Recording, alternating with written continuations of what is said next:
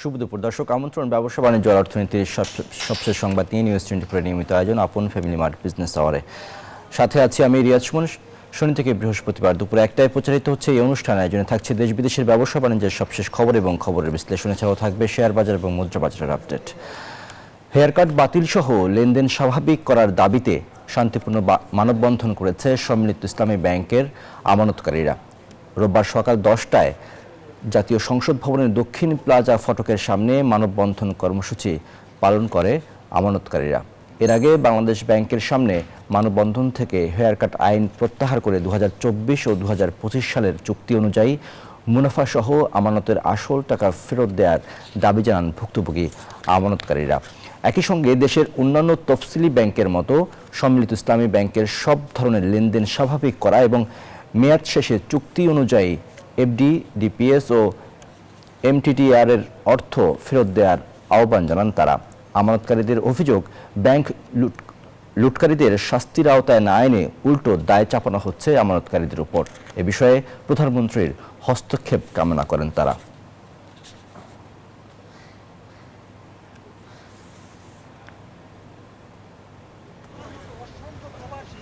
Hair কাটের নাম দিয়ে আমাদের জমাকৃত টাকার থেকে যে টাকাগুলো আমরা ইতিমধ্যে প্রফিট হিসেবে পেয়েছি সেই টাকাগুলো কেটে রাখার জন্য আমাদেরকে একটা আইন জারি করেছে।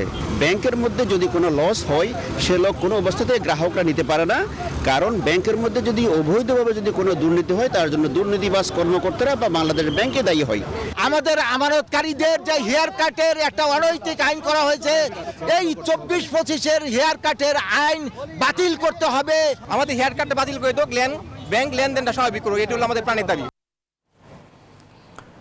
এদিকে ইসলামী ব্যাংকের শেয়ার হোল্ডারদের সমাবেশ ও একটি ব্যবসায়ী গ্রুপের পাল্টা কর্মসূচি ঘোষণাকে ঘিরে যে কোনো অপ্রীতিকর ঘটনার এড়াতে সকাল থেকেই কঠোর নিরাপত্তায় রয়েছে আইনশৃঙ্খলা বাহিনী। নিরাপত্তার চাদরে ঢাকা হয়েছে বাংলাদেশ ব্যাংক এলাকা। সকাল থেকেই মোতায়েন করা হয়েছে অতিরিক্ত পুলিশ। ইসলামী ব্যাংকের শেয়ার হোল্ডারদের ঘোষিত কর্মসূচি এবং চট্টগ্রামের একটি ব্যবসায়ী মহলের পাল্টা কর্মসূচি ঘিরে নেওয়া হয়েছে এই সতর্কতা। সামাজিক যোগাযোগ মাধ্যমে আন্দোলনের খবর ছড়িয়ে পড়ায় কেন্দ্রীয় ব্যাংক প্রাঙ্গণে সাধারণের প্রবেশও সীমিত করা হয়েছে।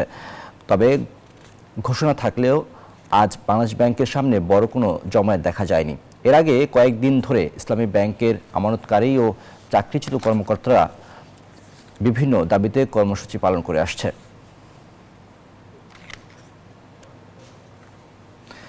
রেশনিং পদ্ধতি বাতিল করে আজ থেকে পাম্পগুলোতে চাহিদা মতো জ্বালানি তেল দেওয়ার নির্দেশনা দিয়েছে সরকার। কেউ মজুত করলে কঠোর ব্যবস্থা নেওয়া হবে বলে জানিয়েছে বিদ্যুৎ ও জ্বালানি প্রতিমন্ত্রী।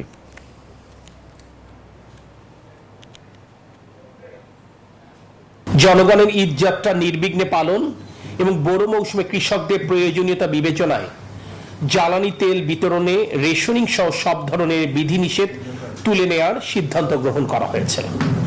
পরবর্তী নির্দেশ না দেওয়া পর্যন্ত অদ্য 15 মার্চ 2026 ইংরেজি তারিখ হতে সকল বিতরণ পয়েন্ট থেকে চাহিদা অনুযায়ী জ্বালানি তেল বিতরণ অব্যাহত থাকবে। সরকারি এই সিদ্ধান্ত প্রতিপালনে যদি কোনো এন্ডে আমরা গাফিলতি দেখি, দায়িত্বহীনতা পরিলক্ষিত হয়, অবশ্যই তাদের বিরুদ্ধে প্রশাসনিক ব্যবস্থা গ্রহণ করা হবে। পবিত্র ঈদ উল ফিতরকে সামনে রেখে মানুষের যাতায়াত ও পণ্য পরিবহন নির্বিঘ্ন রাখতে চট্টগ্রামে ডিজেল, পেট্রোল ও অকটেন বিক্রিতে চালু থাকা রেশনিং ব্যবস্থা প্রত্যাহার করা হয়েছে। এই অবস্থায় চট্টগ্রাম পেট্রোল পাম্পগুলোর অবস্থা কি, সেই বিষয়ে জানতে আমরা চট্টগ্রামে যেতে চাই। আমাদের সহকর্মী রয়েছেন নয়ন বড়ুয়া, জয় তার কাছে। জয়, আপনি আছেন চট্টগ্রামে, সেখানে যে সরকার যে রেশনিং পদ্ধতি তুলে দিয়ে যে ঘোষণা দিয়েছে সেটির কতটা কার্যকর দেখছেন? পাম্পগুলোতে মানুষ তেল পাচ্ছে কিনা, গ্রাহকরা কি বলছেন?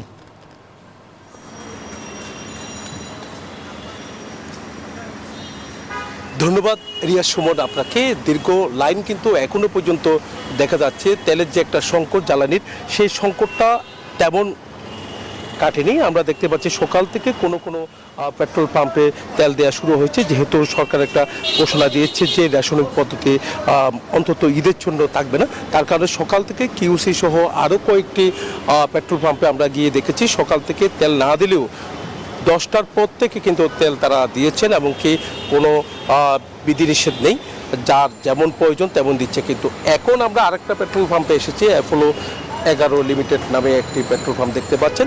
এখানে এখনো পর্যন্ত সকাল থেকে এখনো পর্যন্ত দীর্ঘ লাইন কিন্তু আছে। এখনো পর্যন্ত তাদের কাছে যে তেলগুলো সরবরাহ করার কথা রয়েছে মেঘনার, তো সে তেল এখনো পর্যন্ত তাদেরকে সরবরাহ করা হয়নি। যখন সরবরাহ হবে তখন কিন্তু তেল দেবে। অনেকক্ষণ ধরে আমরা দেখতে পাচ্ছি এখানে চালকরা অপেক্ষা করছে কখন এখান থেকে তেল নিতে পারবে, সেই অপেক্ষা আছে। কোনো কোনো জায়গায় একই অবস্থা কিন্তু আমরা দেখতে পাচ্ছি। এখনো পর্যন্ত তেলের সংকট নেই, যে ঘোষণাটা দেওয়া হচ্ছে বারবার পেট্রোলিয়াম কর্পোরেশন থেকে, একই সাথে চট্টগ্রাম বন্দর দিয়ে এই পর্যন্ত 11টি জাহাজ ভর্তি জ্বালানি এসেছে, খালাসও হয়েছে। আরও 4টা জাহাজ ভর্তি জ্বালানি আসার পথে বলে আমাদেরকে জানিয়েছে বন্দর কর্তৃপক্ষ। তাহলে এই জ্বালানিগুলো কিন্তু ধীরে ধীরে পেট্রোল পাম্পগুলোতে কিন্তু সরবরাহ হচ্ছে বলে আমাদেরকে জানিয়েছেন। এই কারণেই রেশনিং পদ্ধতি তুলে দেওয়া হয়েছে কিছুদিনের জন্য। তবে কোনো কোনো পেট্রোল পাম্পে দেওয়া হচ্ছে, কোনো রেশনিং নেই, যার যেমন খুশি তেমনভাবে তেল নিচ্ছে। তো যারা নিয়েছে তারা কিন্তু খুব স্বস্তির কথা আমাদেরকে জানিয়েছেন। এতদিন রেশনিং হওয়ার কারণে 2 লিটারের উপরে যারা বাইক চালায় তারা নিতে পারেনি, কার থেকে নিয়ে তারা 12 লিটারের উপর নিতে পারেনি। আজকে কিন্তু যেখানে দিয়েছে সেখানে কিন্তু দেখা যাচ্ছে কোনো রেশনিং নেই। তবে বেশিরভাগ পেট্রোল পাম্পে এখনও পর্যন্ত তেল আসে না। আবার যেখানে রেশনিং পদ্ধতি দিয়েছে এমনভাবে মজুত করা হয়েছে তেল, তাদের যে বরাদ্দ ছিল সেই বরাদ্দের চেয়েও বেশি প্রয়োজন হয়ে গেছে। তো অনেক জায়গায় 1 ঘন্টা 1.5 ঘন্টা পর তেল বিক্রি শেষও হয়ে গেছে। তাহলে বুঝতে পারছেন রিয়াজ, এখানে চট্টগ্রামের বিভিন্ন জায়গায় যে পেট্রোল পাম্পগুলোতে সরবরাহ, যে মেঘনা, পদ্মা, তারা যে সরবরাহ করার কথা রয়েছে তারাও কিন্তু সরবরাহ করছে, সরবরাহে কোনো ঘাটতি নেই। তবে যথাসময়ে যেভাবে পাওয়ার কথা রয়েছে তারা বলছে সেভাবে এখনো পর্যন্ত পাচ্ছে না। এখানে যে মেঘনা দেওয়ার কথা রয়েছে এই পেট্রোল পাম্পে, মেঘনা থেকে তারা তেল সরবরাহ করে, এখনো পর্যন্ত তাদেরকে তেল দেয়নি। এই কারণে তারা তেল বিক্রি করতে পারছে না। এখানে যারা পেট্রোল পাম্পে যারা আছেন তারা বলছে তেল আসার সাথে সাথে কোনো রেশনিং নয়, যারা গাড়ি নিয়ে দাঁড়িয়ে আছে তাদের যা প্রয়োজন তা কিন্তু তারা দেবে বলে আমাদেরকে জানিয়েছেন। তবে আমরা একটু দেখতে পাচ্ছি যে চট্টগ্রাম বন্দর দিয়ে যেহেতু জ্বালানি সরবরাহের কোনো ঘাটতি নেই, রেকর্ড পরিমাণ জ্বালানি হয়েছে, কিছুটা দেখা যাচ্ছে স্বস্তি ফিরতে শুরু করেছে। এইভাবে যদি তেল সরবরাহ হয় সারা দেশের মতো বন্দরনগরী চট্টগ্রামেও, তাহলে কিন্তু তেলের সংকট কিছুটা কেটে যাবে বলে মনে হচ্ছে। এই ছিল আমার এখানকার সর্বশেষ। ফিরে যা জয়, আপনাকে অনেক ধন্যবাদ। দর্শক, এবারে আমরা আলোচনায় করতে চাই আমাদের আজকের বিষয়ে আমরা নির্ধারণ করেছি সংকট বাড়ছে আমদানি রপ্তানিতে। বিষয়টি নিয়ে আমাদের সাথে আলোচনা করার জন্য অনলাইনে যুক্ত হয়েছেন বিকিমের প্রেসিডেন্ট মোহাম্মদ হাতেম। যেমন হাতেম, নিশ্চয়ই আপনি আমাকে শুনতে পাচ্ছেন। এই যে মধ্যপ্রাচ্যের যুদ্ধকে সামনে রেখে আসলে যে ইরান যে সংকট তৈরি হয়েছে বিশেষ করে আমদানি রপ্তানিতে, সেই সংকটটি আসলে কেমন, এটির প্রভাবটি কিভাবে পড়ছে শিল্পে, যদি আপনি আপনার অবস্থান থেকে বা আপনার তো এই বিষয়টা নিয়ে কাজ করছেন, যদি বলতেন। দেখেন, আমরা গত কয়েকদিন যাবতই জ্বালানি সংকটে ভুগছি এবং উৎপাদন অনেকখানি ব্যাহত হয়েছে জ্বালানি সংকটের কারণে। আমি বিবিসির চেয়ারম্যান মহোদয়ের সাথে কয়েকবার কথা বলেছি, যমুনা সহ বিভিন্ন ডিপুর যারা দায়িত্বে রয়েছেন, যে এমডি, ওই লেভেলেও আমি কথা বলেছি। এবং আমাদের ইন্ডাস্ট্রিয়াল এরিয়ায় যে সমস্ত পেট্রোল পাম্পগুলি রয়েছে সেখানে যেন পর্যাপ্ত জ্বালানি সরবরাহ করা হয় এবং আমাদের ইন্ডাস্ট্রির যে জেনারেটরের জন্য যে জ্বালানির প্রয়োজন হয় সেটা যেন সঠিকভাবে দেয়। বিকেবি থেকে আমরা একটা প্রত্যয়নপত্র দিয়েছি এই সংক্রান্ত।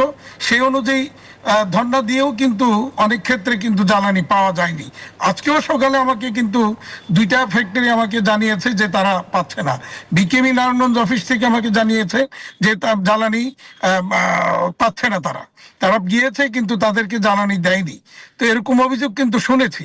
তো আমরা যেহেতু দেখলাম যে মাননীয় প্রতিমন্ত্রী মহোদয় বলেছেন যে রেশনিংটা ছিল সেটাকে প্রত্যাহার করেছেন, তাহলে আমার বিশ্বাস যে এখন হয়তো এটা পর্যাপ্ত অন্তত প্রয়োজনীয় সংখ্যক যে আমাদের জ্বালানি সেটা অন্তত পাওয়া যাবে। আমরা নিউজ থেকে যেটা বুঝতে পারলাম সেই জায়গাটা অন্তত আমরা আশাবাদী হচ্ছি যে আমরা আজকে থেকে জ্বালানি যথাযথভাবে পাবো। আর রাশিয়া ইউক্রেন যুদ্ধের জের কিন্তু আমরা এখনো কাটিয়ে উঠতে পারিনি। তার মধ্যে আপনার এই ইরান এবং যে মার্কিন যে যুদ্ধ, সেই যুদ্ধের কারণেও কিন্তু আমরা অনেকটাই ক্ষতিগ্রস্ত ইতিমধ্যে হওয়া শুরু করেছে। যেটা আপনি দেখেছেন, একটা তো জ্বালানি সংকট, আর একটা হচ্ছে সুয়েজ খাল দিয়ে আমাদের ইউরোপ ডেস্টিনেশনে যে জাহাজগুলি যায়, সেই জাহাজগুলি কিন্তু এখন ওই ভারত মহাসাগর হয়ে কেপ পয়েন্ট হয়ে আটলান্টিকে দিয়ে যেতে হয়, যাতে আরো আপনার 8 থেকে 10 দিন অতিরিক্ত সময় লেগে যাচ্ছে জাহাজগুলির। ফলে একটা হচ্ছে অতিরিক্ত সময়, আর একটা হচ্ছে যে সেখানে আমাদের ফ্রেট চার্জ কিন্তু অনেক বেড়ে গিয়েছে।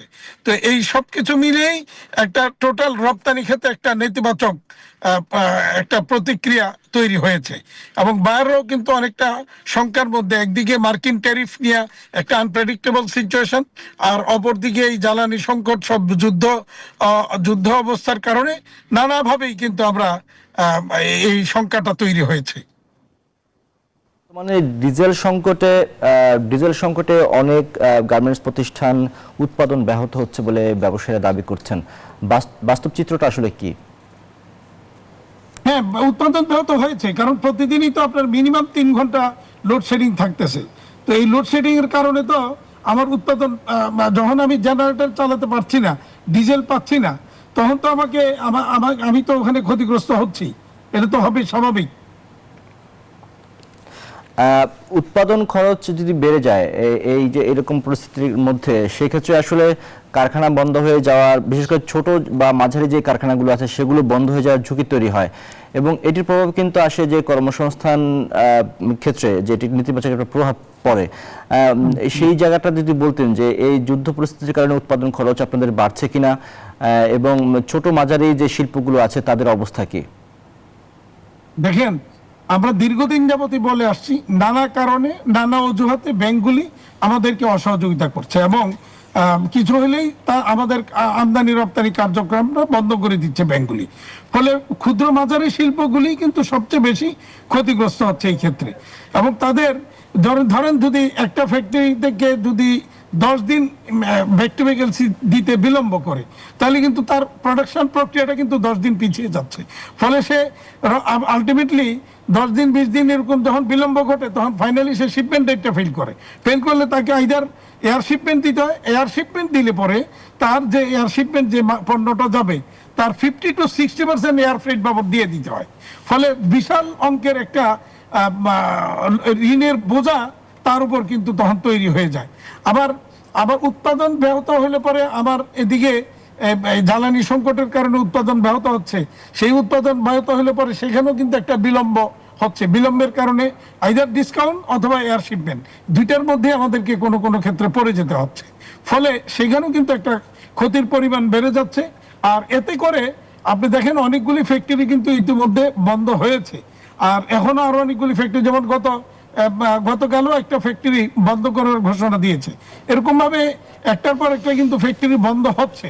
আমরা কিন্তু কন্টিনিউয়াস এই কথাগুলি বলে যাচ্ছি, কিন্তু বাংলাদেশ ব্যাংকের দিক থেকে এখনো পর্যন্ত দৃশ্যমান, হ্যাঁ, বাংলাদেশ ব্যাংক একটা জিনিস করেছে, যেটা আমরা সাধুবাদ জানাই, অ্যাপ্রিসিয়েট করি, ধন্যবাদ জানাই বাংলাদেশ ব্যাংকে, যে একটা লোনের ব্যবস্থা করে দিয়েছেন, যে এই গত মাসের বেতন বোনাসটা দেওয়ার জন্য। কিন্তু দুর্ভাগ্যজনক হচ্ছে, অনেক ব্যাংকই তাদের ক্লায়েন্টদেরকে নানা অজুহাতে এই লোনের টাকাটা দিচ্ছে না। ফলে সেই সমস্ত ফ্যাক্টরিগুলি কিন্তু খুব ক্ষতির মুখে পড়েছে। আর পাশাপাশি আমরা বাংলাদেশ ব্যাংকে একটা তালিকা দিয়েছি, যে সমস্ত ফ্যাক্টরিগুলি সমস্যা কবলিত, তাদেরকে অন্তত তাদের যে পাওনা ইনসেন্টিভের টাকাটা যেন পুরোপুরি দিয়ে দেওয়া হয়। এ ব্যাপারে শ্রম মন্ত্রণালয় বা অর্থ মন্ত্রণালয় থেকেও আমরা সুপারিশ বাংলাদেশ ব্যাংকে পাঠাবার ব্যবস্থা করেছি এই সংক্রান্ত বিষয়ে। তো এখন বাংলাদেশ ব্যাংক যদি সে অনুযায়ী ব্যবস্থা নেয়, তাহলে আমার বিশ্বাস যে এটা আমরা খুব দ্রুতই এই সমস্যাগুলি কাটিয়ে উঠতে পারবো। জনাব হাতেম, আরেকটি বিষয় আপনার কাছে জানতে চাই, সেটি হচ্ছে যে এই যুদ্ধ পরিস্থিতির কারণে রপ্তানিতে যে ঝুঁকির কথা আপনি বলছিলেন, সেই সাথে যদি একটু স্পেসিফিক বলতেন যে মধ্যপ্রাচ্যে তো বাংলাদেশের পোশাক রপ্তানি হয়, সেই জায়গাটাতে আসলে কি ঝুঁকি তৈরি হয়েছে, বা সেটি কি বন্ধ হয়ে গেছে কিনা? মধ্যপ্রাচ্যে আমাদের তো টোটালি এক্সপোর্ট বন্ধ। বিশেষ করে আমাদের কিন্তু প্রচুর পরিমাণে হিমায়িত খাদ্য, তারপর অন্যান্য ফুড সামগ্রী এগুলি কিন্তু প্রচুর যায়, ভেজিটেবল যায়, এগুলি টোটালি বন্ধ হয়ে গেছে। আর আমাদের যে পোশাক শিল্পের যে রপ্তানি মধ্যপ্রাচ্যে, বিশেষ করে সৌদি আরব এবং দুবাই, এইটাও টোটালি বন্ধ আছে। তো ফলে এখানেও কিন্তু আমরা ক্ষতিগ্রস্ত হচ্ছি। তো সবকিছু মিলিয়েই কিন্তু একদিকে মানে এটা অনেকটা মরার উপর খাড়ার ঘাড় মতো অবস্থা। কারণ একদিকে আমরা আপনার রাশিয়া ইউক্রেন যুদ্ধের ধকল কাটিয়ে উঠতে পারিনি, তার উপর আবার এখন এই মার্কিন ইরান যুদ্ধের কারণে এটা আরো কিন্তু প্রলম্ব হচ্ছে এবং ওই ক্ষত জায়গাটার মধ্যে আরো ক্ষতের পরিমাণটা বেড়ে যাচ্ছে। কাঁচামাল আমদানিতে কি কোনো প্রতিবন্ধকতা তৈরি হয়েছে? কাঁচামাল আমদানিতে মূলত আমরা কাঁচামাল কিন্তু মিডল ইস্ট কান্ট্রি থেকে করি না, সেটা মূলত আসে আমাদের চায়না, ভিয়েতনাম, তারপর ইন্দোনেশিয়া, তারপরে তাইওয়ান, এই সমস্ত জায়গা থেকে। তো সেই ক্ষেত্রে আমাদের এই সমস্যাটা হচ্ছে না, আমরা কাঁচামাল আমদানির ক্ষেত্রে কোনো সমস্যা হচ্ছে না। জনাব হাতেম, এই বিষয়টি যদি একটু বলতেন যে ট্রাম্পের শুল্ক চাপ এবং এখন যুদ্ধের চাপ, এই দুটি মিলে আসলে রপ্তানি শিল্পের ভবিষ্যৎ কি দেখছেন? আপনার যখন অবস্থাটা যেটা হয়, একটা ক্ষতের উপর যদি আরেকটা ক্ষত তৈরি হয়, তখন ক্ষতের পরিমাণটা কিন্তু বেড়ে যায়। বেড়ে গেলে কিন্তু সেখান থেকে ওই ক্ষতটা সেরে ওঠাটা খুব কষ্ট হয়ে যায়। অর্থাৎ কি হয়, তখন গ্যাংগ্রিন হয়ে যায়, কেটে ফেলতে হয়, তখন মানে একটা চূড়ান্ত পরিণতির দিকে চলে যায়। তো অনেক ফ্যাক্টরি কিন্তু এই পরিস্থিতির কারণে বন্ধ হয়ে গেছে এবং আরো যাবে, এই পরিস্থিতি চূড়ান্ত পরিণতির দিকেই যাচ্ছে। কিন্তু দুর্ভাগ্যজনক হচ্ছে সেই ক্ষেত্রে বাংলাদেশ ব্যাংক এখনো পর্যন্ত এই প্রতিষ্ঠানগুলিকে টিকে থাকার জন্য সহযোগিতার কোনো দৃশ্যমান আপনার মানে সার্কুলার বা দৃশ্যমান কোনো পলিসি আমরা এখনো কিন্তু পাইনি। আমার মনে হয় বাংলাদেশ ব্যাংক যদি এই জায়গাটাকে অন্তত অ্যাড্রেস করার চেষ্টা করে, যে ফ্যাক্টরিগুলি ধুকে ধুকে মরছে তাদেরকে অন্তত টিকে থাকার জন্য কিছু একটা অন্তত অবলম্বন তৈরি করে দেয়, তাহলে আমার বিশ্বাস যে সেই জায়গাটা একটা ভালো পর্যায়ে আমরা অন্তত ইন্ডাস্ট্রিগুলি যেগুলি বন্ধ হচ্ছে এগুলি টিকে যাবে এবং সেই ক্ষেত্রে শ্রমিকেরও যে সেখানে কর্মসংস্থানটাও বেঁচে যাবে। সেক্ষেত্রে নতুন যে বাজেট হবে, সেই বাজেটে আপনাদের কি প্রত্যাশা থাকবে এই সংকটগুলো মোকাবেলায়? বাজেটে আমরা একটা বরাদ্দ, বিশেষ করে আপনার আপৎকালীন একটা ফান্ড আমি মনে করি রাখা উচিত এই পরিস্থিতিতে। দ্বিতীয়ত এনবিআর এর যে সমস্ত পলিসির কারণে আমরা নানাভাবে ক্ষতিগ্রস্ত হচ্ছি, এই জায়গাগুলিকে আমার মনে হয় অ্যাড্রেস করা দরকার এবং সেই জায়গাগুলি সংশোধন হওয়া দরকার। বেশ কিছু আমদানি রপ্তানি খাত, বেশ কিছু জায়গায় আমরা সমস্যা ফেস করে থাকি। বাণিজ্য মন্ত্রণালয়ের উচিত সেই জায়গাগুলিকেও সমস্যাগুলি সমাধানে সক্রিয় হওয়া। আর বাংলাদেশ সবচেয়ে বড় কথা হচ্ছে বাংলাদেশ ব্যাংককে একটা অবশ্যই এই জায়গায় সহযোগিতার মনোভাব নিয়ে এগিয়ে আসতে হবে। যে সমস্ত প্রতিষ্ঠানগুলি সংকটের মধ্যে আছে তাদেরকে বেঁচে থাকার সংগ্রামে লিপ্ত যারা আছে তাদেরকে বেঁচে থাকার জন্য একটা অন্তত সুযোগ তৈরি করে দেওয়া। আদারওয়াইজ এই ইন্ডাস্ট্রিটা তো বন্ধ হবে, সাথে বহু লোকের কর্মসংস্থান হারিয়ে যাবে। জি, অসংখ্য ধন্যবাদ জনাব হাতেম আমাদের সাথে অনলাইনে যুক্ত হওয়ার জন্য। ধন্যবাদ আপনাদের। দর্শক, সময় হলো আপন ফ্যামিলি মার্ট বিজনেস আওয়ার একটি বিরতির। ফিরব কিছুক্ষণের মধ্যেই, আমাদের সাথেই থাকবেন।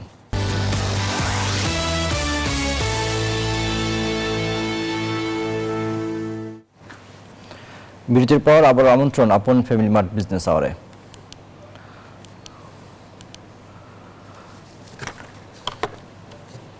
দর্শক, এই পর্যায়ে জানাবো শেয়ার বাজারের আপডেট। সামনে শেয়ার বাজারের সবশেষ অবস্থা আমরা দেখে নিতে চাই ঢাকা স্টক এক্সচেঞ্জের ওয়েবসাইট থেকে। এই মুহূর্তে আমরা দেখতে পাচ্ছি যে তিনটি সূচকই নিম্নমুখী রয়েছে। ডিএসইএক্স ইন্ডেক্স যেটি, সেটি 46 পয়েন্ট কমেছে, অবস্থান করছে 5322 পয়েন্টে। ডিএসইএক্স সরিয়া সূচক যেটি, সেটি এই মুহূর্তে 8 পয়েন্ট কমেছে, অবস্থান করছে 1071 পয়েন্টে। ডিএস 30 ইন্ডেক্স 21 পয়েন্ট কমে অবস্থান করছে 2044 পয়েন্টে। এখন পর্যন্ত 440 কোটি টাকার লেনদেন হয়েছে। 100টি কোম্পানির শেয়ারের দর বেড়েছে, কমেছে 242টি কোম্পানির শেয়ার দর এবং অপরিবর্তিত আছে 46টি কোম্পানির শেয়ারের দর। দর্শক, এ পর্যায়ে জানাবো মুদ্রা এবং স্বর্ণ বাজারের আপডেট। আমরা যদি দেখি যে আজকের মুদ্রার বিনিময় মূল্য, সেটিতে দেখা যাচ্ছে যে মার্কিন ডলার 122 টাকায় ক্রয় হয়ে বিক্রি হচ্ছে 123 টাকায়, ইউরো 140 টাকায় ক্রয় বিক্রি হচ্ছে 145 টাকায়, পাউন্ড 159 টাকায় ক্রয় বিক্রি হচ্ছে 166 টাকায়, চীনা ইউয়ান 16 টাকায় ক্রয় বিক্রি হচ্ছে 18 টাকায়, সৌদি রিয়াল 32 টাকা 20 পয়সায় ক্রয় বিক্রি হচ্ছে 33 টাকা 20 পয়সায়, ভারতীয় রুপি বিক্রি হচ্ছে 1 টাকা 45 পয়সায়। জানাবো স্বর্ণের দাম। স্বর্ণের দামে আমরা দেখতে পাচ্ছি যে আজকের বাজারে প্রতি ভরি 22 ক্যারেটের স্বর্ণের দাম আছে 2,62,265 টাকা, 21 ক্যারেটের দাম আছে 2,50,367 টাকা, 18 ক্যারেটের দাম 2,14,617 টাকা এবং সনাতন প্রতি ভরি স্বর্ণের দাম আজকের বাজারে 1,74,785 টাকা রয়েছে। আমরা দেখব রূপার দাম। 22 ক্যারেটের রূপা প্রতি ভরির দাম 6,066 টাকা, 21 ক্যারেটের দাম 5,774 টাকায়, 18 ক্যারেটের দাম আছে 4,957 টাকা এবং সনাতন প্রতি ভরি রূপার দাম আছে 3,733 টাকা। দর্শক, সময় হলো আপন ফ্যামিলি ম্যাট বিজনেস আওয়ার একটি বিরতির, ফিরব কিছুক্ষণের মধ্যেই, আমাদের সাথেই থাকুন।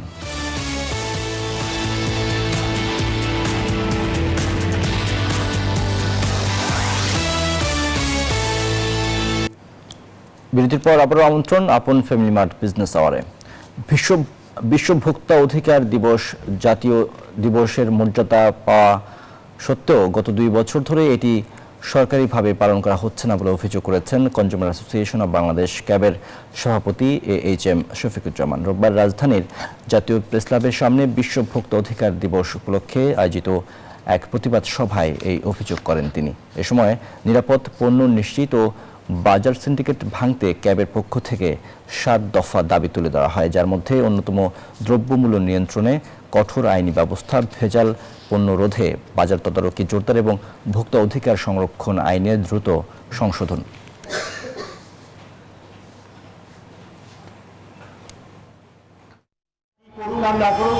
আমরা নিজেরা এই ধরনের একটা প্রোগ্রাম করব সারা দেশব্যাপী। আমাদের ব্যবসায়ীরা তারা তাদের কোনো নীতি নৈতিকতার কোনো বাড়াই নাই, তাদের এই যে রমজানের সেই পবিত্রতায় তারা যে লুটপাট করেছে এবং আমি এটাও জানি যে আগামী বছর করবে, কিন্তু আমরা আগামী বছর আরও সংগঠিত হয়ে এই প্রতিবাদগুলো করে যাব। এবারে জানাবো জনপদের শিল্প বাণিজ্যের খবর।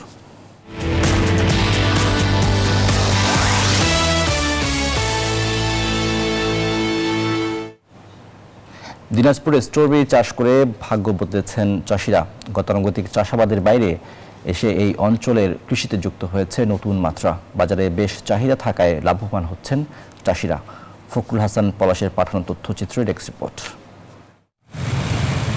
সারি সারি ঝোপালো সবুজ গাছ, সবুজ পাতার ফাঁকে উঁকি দিচ্ছে সাদা ফুল, লাল খয়েরি সবুজ স্ট্রবেরি।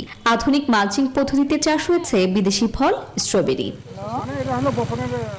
বিরল উপজেলার রবিপুর গ্রামে 4 তরুণ উদ্যোক্তা প্রায় 1 একর জমিতে 15,000 গাছে স্ট্রবেরি চাষ করেছেন।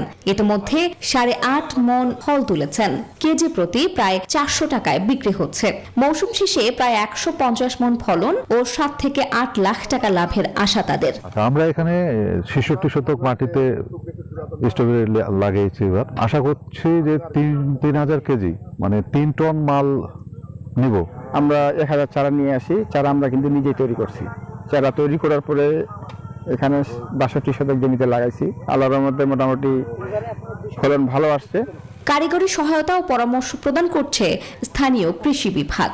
বিরল উপজেলায় এই প্রথম স্ট্রবেরি চাষাবাদ হচ্ছে। এখানে আমাদের এসএসসিপি রেঞ্জ প্রকল্পের আওতায় আমরা একটি প্রদর্শনী আমাদের এই কৃষককে দিয়েছিলাম এবং এখানে যে জাতটি এখানে লাগানো হয়েছে সেটা আমেরিকান ফেস্টিভ্যাল, একটি শীতকালীন জাত। এটা ধারাবাহিকতা ধরে রাখতে পারলে আগামীতে স্ট্রবেরি চাষ বৃদ্ধি পাবে বলে জানান এই কর্মকর্তা। এটি আমাদের একটি প্রকল্পের মাধ্যমে বাস্তবায়িত হচ্ছে। সুতরাং প্রকল্পের যে সমস্ত সুবিধা, বিশেষ করে এর যে চারা, সার, এর বালাই ব্যবস্থাপনা, তাকে দক্ষ করে তোলার জন্য যে প্রশিক্ষণ, সেটি কিন্তু আমরা সহায়তা করছি। কৃষি সম্প্রসারণ অধিদপ্তরের এসএসসিপি ও রেঞ্জ প্রকল্পের সহায়তায় জেলায় এবার প্রায় 1 একর জমিতে স্ট্রবেরি চাষ হয়েছে। Desk report, news 24। এবারে বিশ্ব বাণিজ্যের খবর।